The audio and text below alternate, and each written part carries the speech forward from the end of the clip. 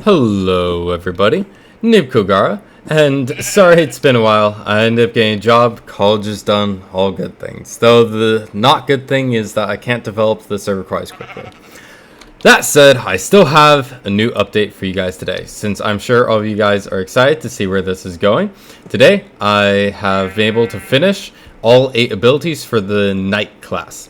Now, in our server, if you go to menu, in the class selection area where you get to choose which main class, there are multiple subclasses, you get to see that there's assault. These are the frontline DPS kind of guys, take damage, deal damage.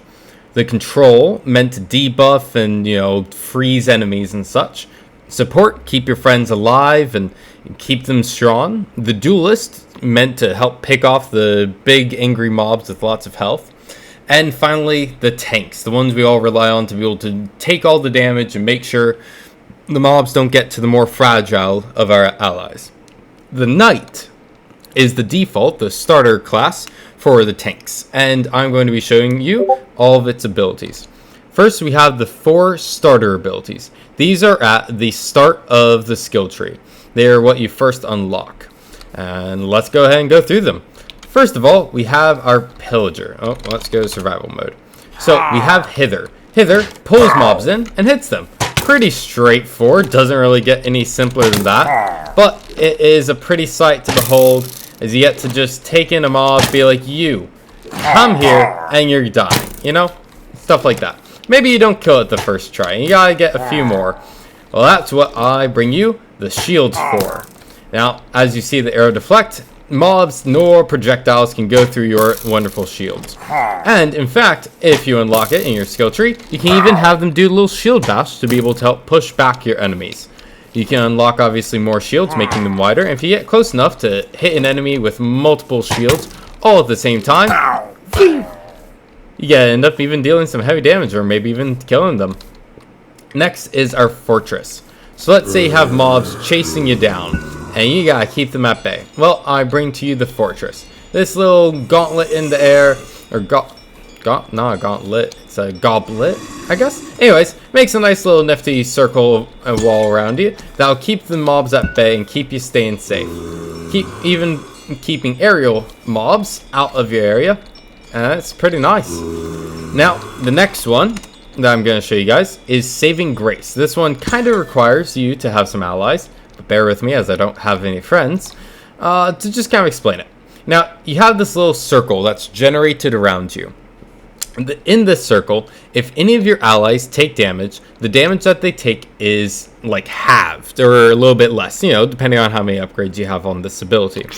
But that damage is instead, oh my, hello, little friend. Anyways, that damage is instead redirected to you. So you end up, with all your rows of health, taking the damage that your allies can't quite manage to take on their own.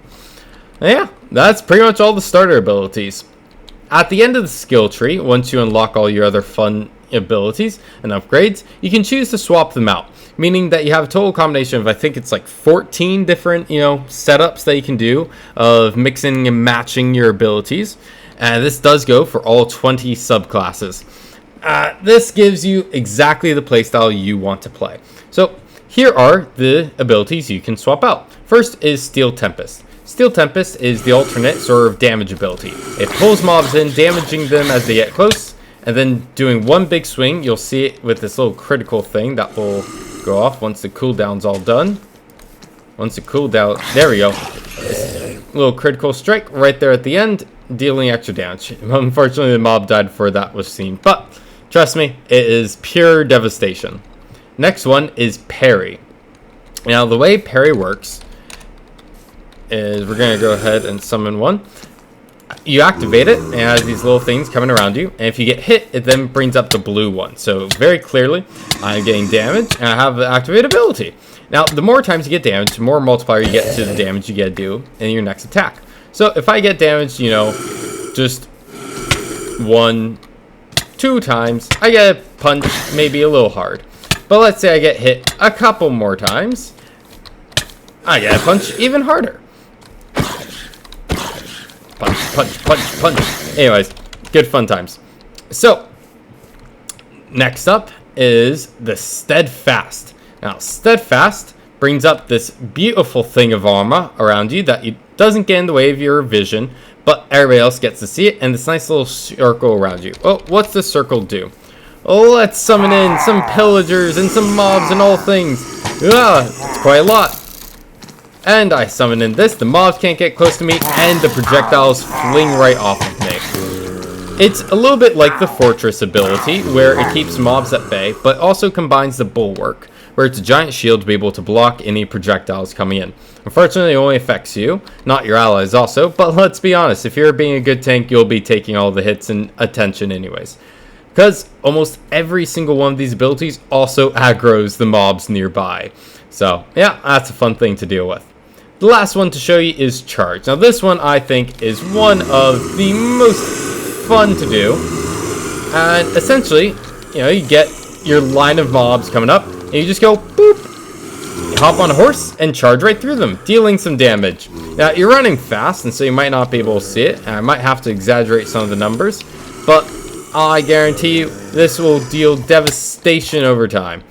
Anyways, that's everything for today. Thank you for checking out all the abilities that the Knight class will have. I hope you have a good one.